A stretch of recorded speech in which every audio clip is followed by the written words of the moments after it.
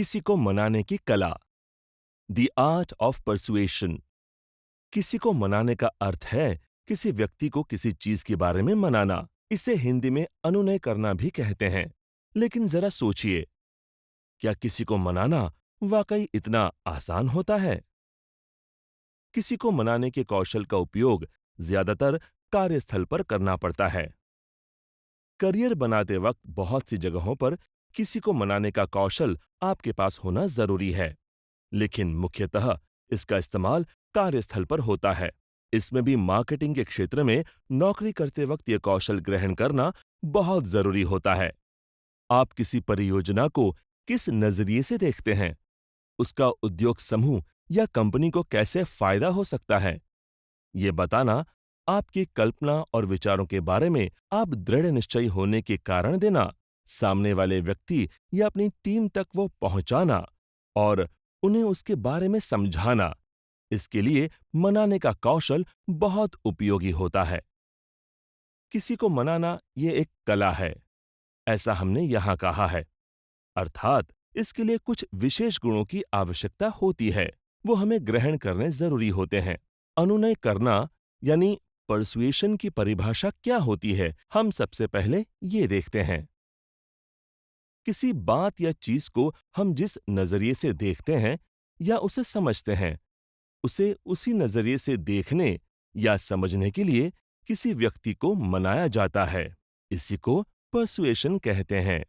या फिर हम जिस ढंग से कोई काम करते हैं या उसे करने के लिए जिस तरीके का इस्तेमाल करते हैं, वही विकल्प कैसे कारगर है ये बताया जाता है और उसी विकल्प को अपनाने के लिए किसी व्यक्ति को मनाया जाता है।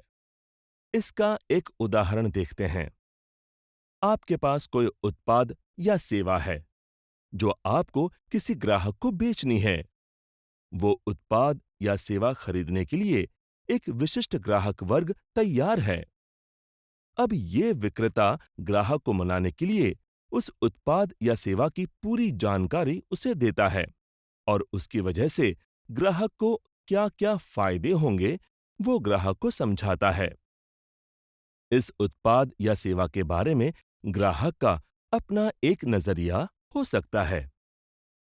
उसके बारे में ग्राहक का कोई पूर्व अनुभव हो, जिसकी वजह से उसकी पूर्व धारणा बनी हो सकती है। ऐसे समय में वो उत्पाद और सेवा बेची जाए, इसीलिए विक्रेता खुद कुछ कौशल आजमाकर वो उत्पाद या सेवा ग्राहक की सारी जरूरतें कैसे पूरी कर सकते हैं, ये समझाने की कोशिश करता है।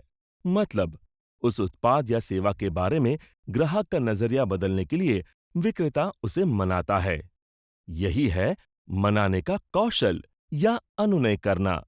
ऐसा ही एक उदाहरण है कार्यस्थल। जब किसी परियोजना के बारे में चर्चा होती है, कोई निर्णय लेना जरूरी होता है, तब हम किस नजरिए से सोचते हैं?